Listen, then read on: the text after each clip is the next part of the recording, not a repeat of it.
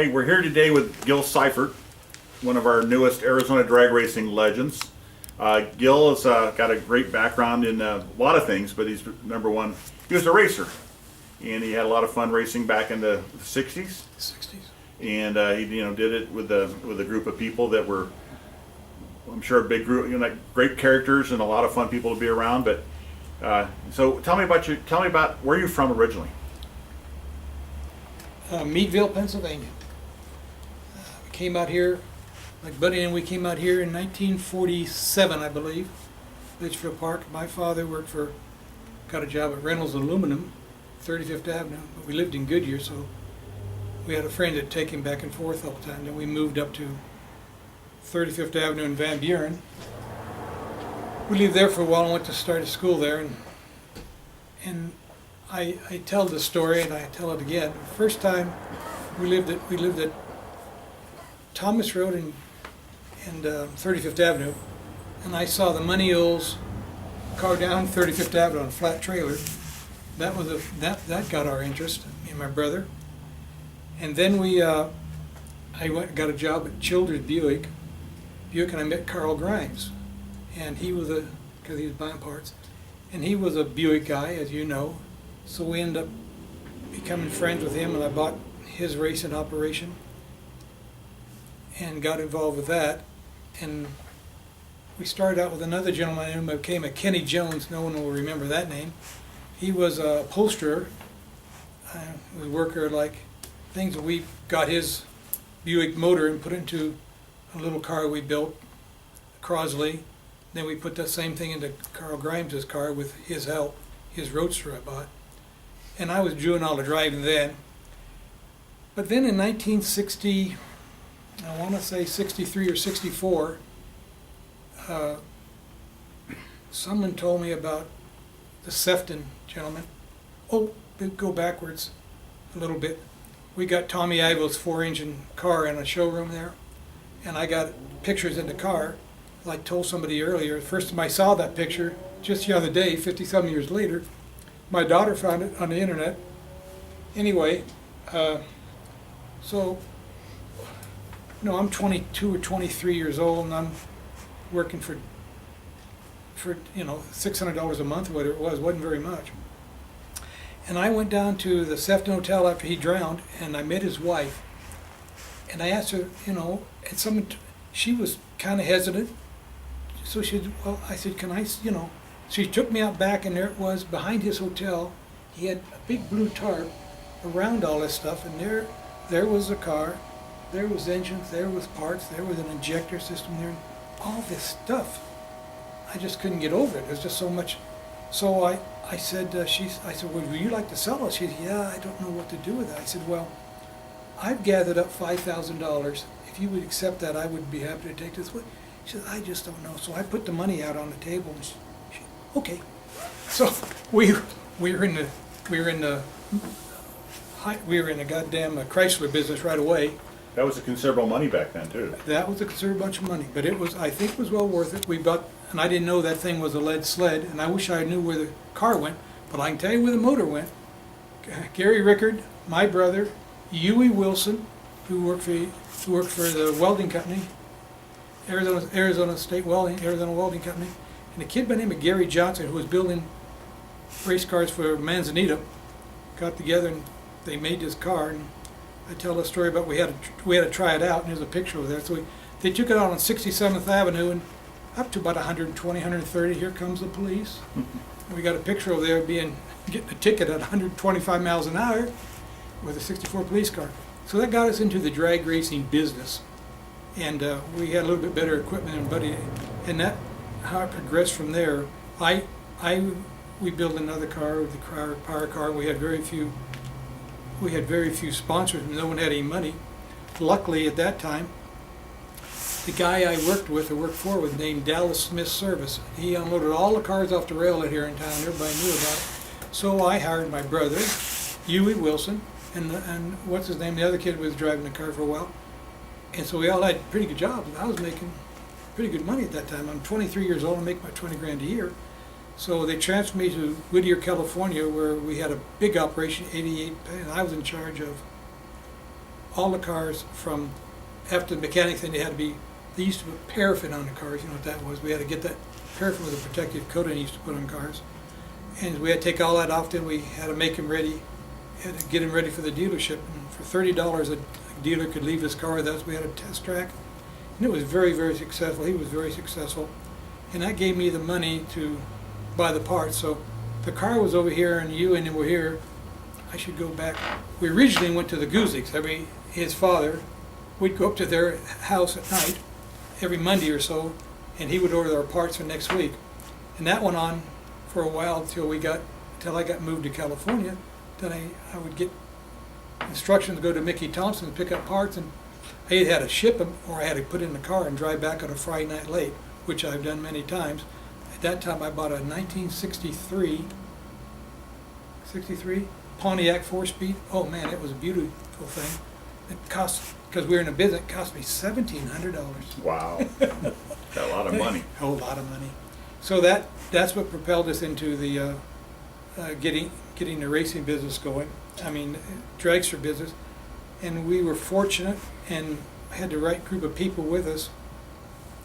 And we learned a lot from Staniger, who, in fact, we rented their shop. He used to be at 102 East Buchanan, I think it was.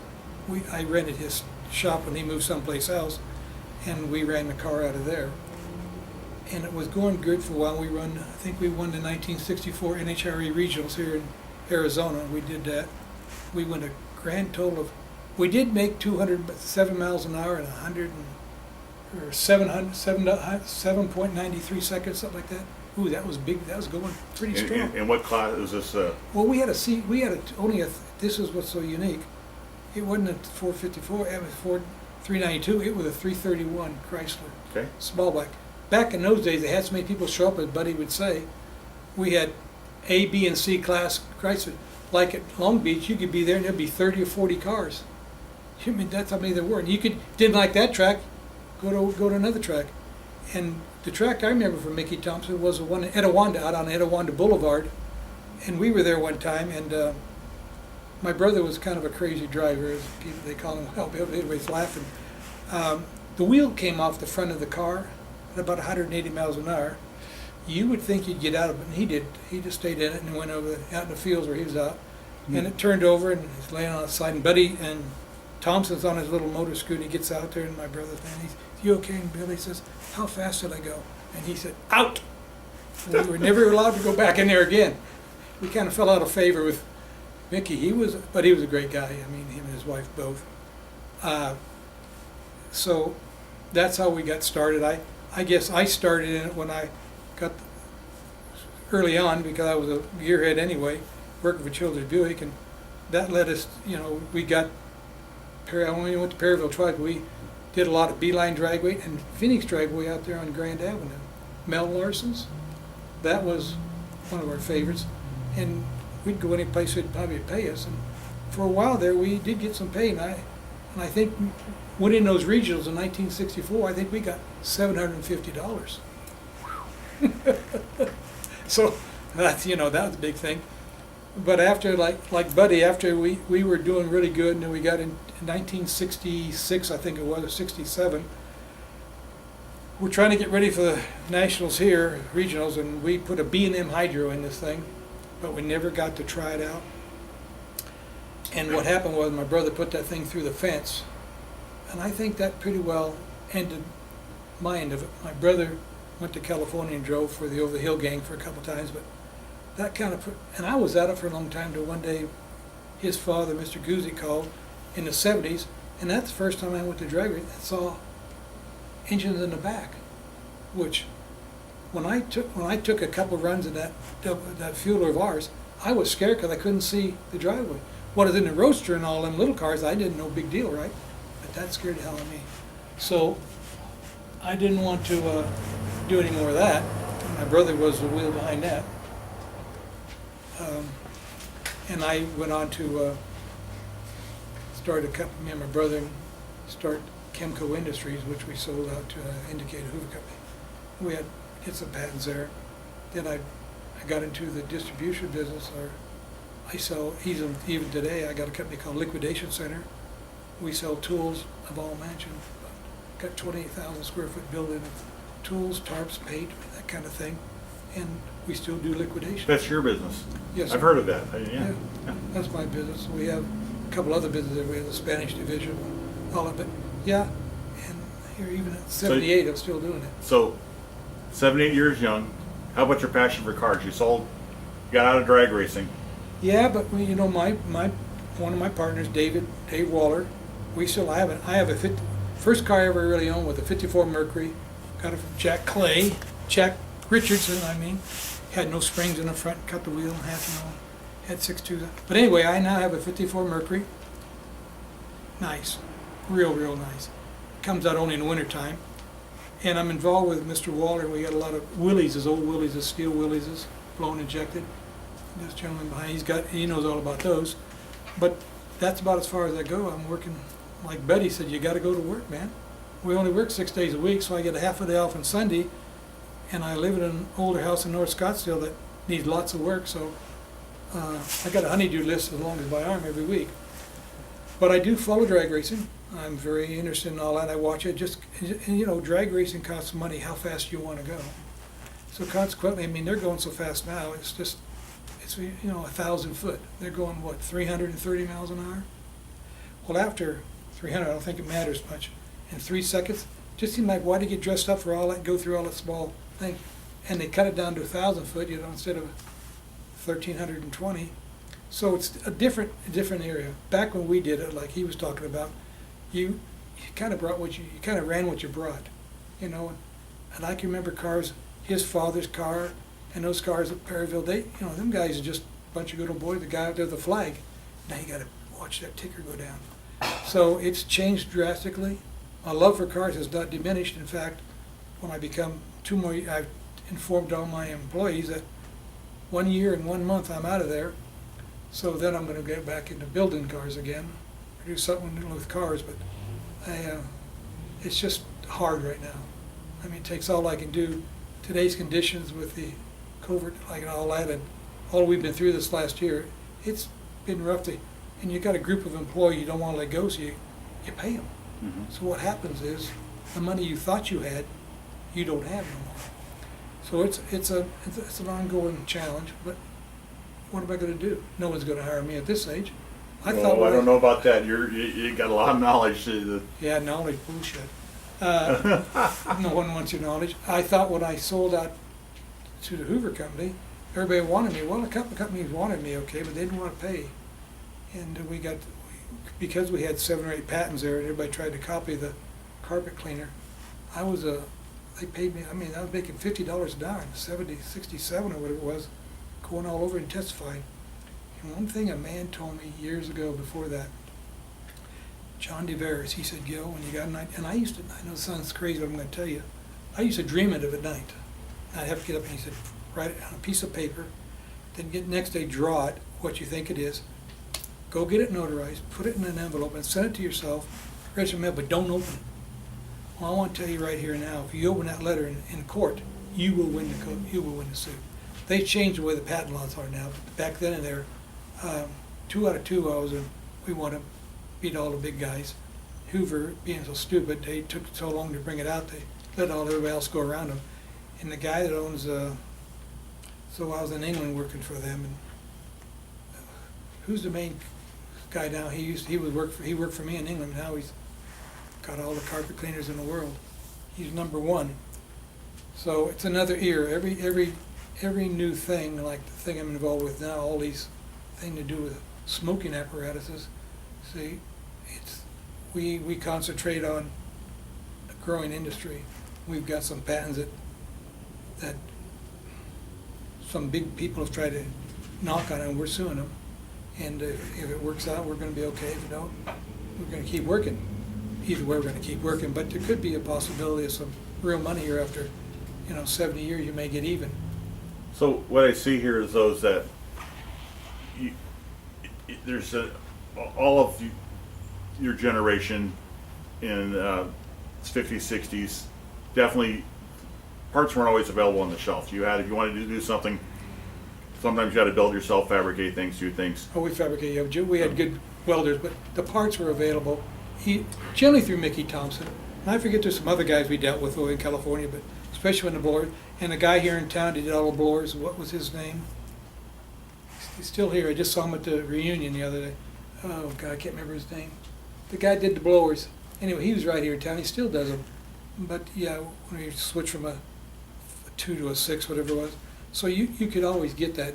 We had some gifted guys. Huey was a welder, and he was a gifted guy, and so was Gary Reynolds. Them guys were, they were guys that knew what they were doing. So we would work, as you know how it works, all night long to get the next day. Then if there was a race down in Tucson, we'd run down to Tucson, and so we could race down there the next day. But it was a lot of fun. I lost my brother to in an accident. But life goes on, and we're here. Well, you're a good tribute to your brother. He was a good man. Yeah, he was a good man, and your passion for being creative shows. I mean, that's your businesses, your racing, all that you've done. It's really amazing with the things you've done, the things you've experienced. You sound like my mother. Well, no, but you show. I mean, God love her. You've opened the doors. I mean, you've been. That's why you're a legend, because the things you did, your passion for the sport, especially for us here in Arizona, it's meant a lot to a lot of people, and you should be proud of that and the heritage of all that. That's pretty awesome. So I know Dave. I don't know Dave Waller personally, but I know he just moved into my neighborhood. Are you in the west side? Yes, and I'm dying to get an invitation. Have you to go. seen the garage he built? I've seen 50 it. wide and 200 foot long. The gate is always shut when I go by, but I'm dying to get an invitation to go see that place. It's just. I mean, it's got to be a lot of fun. His passion to still be involved with it. The next guy up will tell you more about it. Yeah, they're all those guys are in one area there, so I think it's about 2 acres of ground, isn't it? Yeah. Without giving away the street, because I don't want to, but I drive. I don't. I cut through that neighborhood every day, twice a day, because it's a quick shot between 75th and 67th Avenue, and I go by there and I keep. It's gonna be open one day. I mean, I see stuff. I see a dragster wing sticking above the fence. I see different things, and so my passion. He's another guy. I mean, the people you hung around with, the people that you had your interaction with. It's an amazing story, and the things you've done. He was really my brother was really into all kinds of physical things. He was they had skis, the big burdock skis go at 100 miles an hour in the water, and out to Catalina Island and back. And Dave owned a boat. Dave was in a boat business. He had a drag boat. The War Eagle went about 160 miles an hour on a quarter mile. Balloon injected Chrysler in that. And so they were good friends. And when my brother was killed, me and David just kind of hung out together, and we became good friends. His family did the precision grinding. They had a big business called Precision. I forget the name of it now, but a precision grinding business for all the parts of Motorola or air research and all that. So Dave had a little bit of money to do things. His passion was more toward boats. Ours was towards race cars. I didn't like going on the water. I seen too many. A couple guys we know got killed in that before they had the capsules.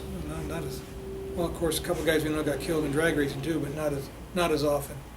And back in the old days, I don't know if anybody ever got killed in one of them old cars.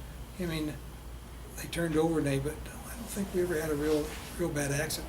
We were only going 100 to 110 miles an hour, 115 miles an hour in a quarter mile. The kid by the name of Jimmy Simpson. He was out at Beeline one night, and he got somehow he went off, hit the telephone pole and lost his leg. Well, I had to go give blood, and that's the worst kill I ever seen. And about 2 weeks later, I'm in Carl's car, and I'm shifting, and it blows down to the ground. It comes up and fractures my butt, and I thought, you know what? This isn't a safe sport. Billy, come over here and try this out. So he got in. He got in that car, the drags for the first time. He never let out, never ever. There's a big article about him, Crazy Billy. He would never get out of the car, no matter what. So that's my story, and I'm sticking to it, I guess. If you got any more questions? Well, what do you want to get into? What I really want to know is that you've lived a lot of places, but this is your home, Arizona. Well, when I got bought up by the Hoover Company, they did move me around. Well, first of all, Dallas Smith Service, which was at 902 South 12th Street, that's where we unload all the cars.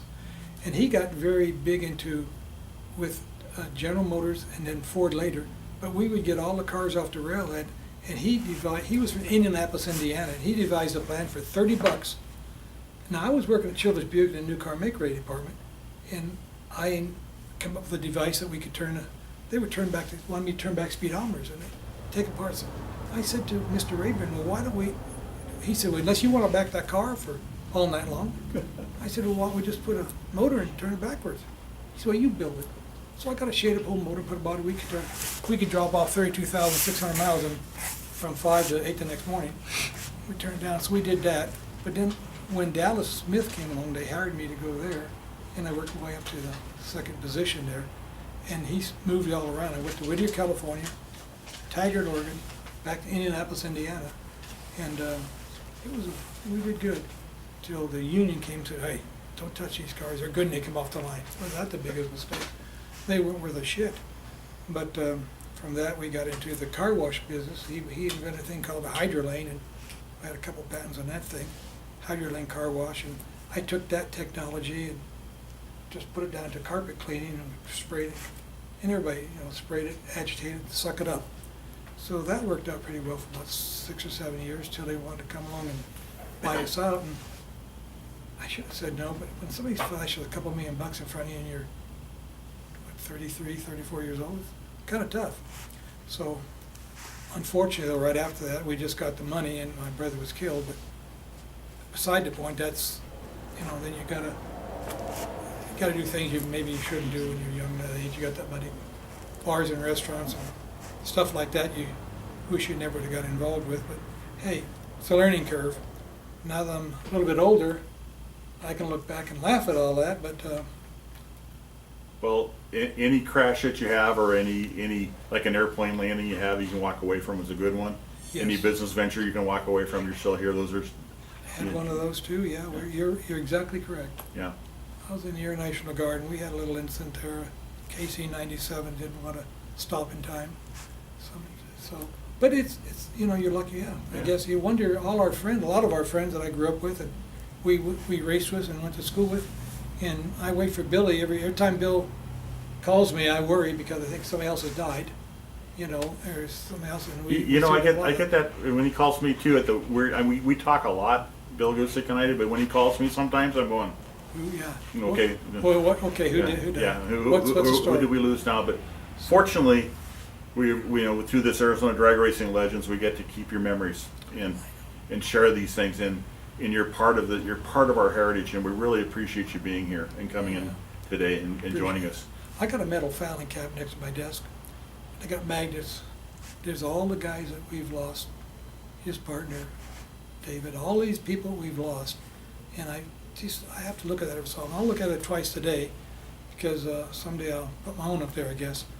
But it is what it is, and I guess we're just fortunate to be here. And I thank you for this. I don't know if I enlightened anybody but myself, and I probably forgot a lot of stuff. But I got a book here of a lot of stuff here, but it's hard to look at it sometimes, but other times it's not. Well, Gil, as long as you don't see your own magnet on there, you're doing good. Isn't that right? I guess you're right. Okay. Well, we truly thank you, and thanks for being joining us today. And once again, Arizona Drag Racing legend Gil Cypret. Thank you. Thank you very much.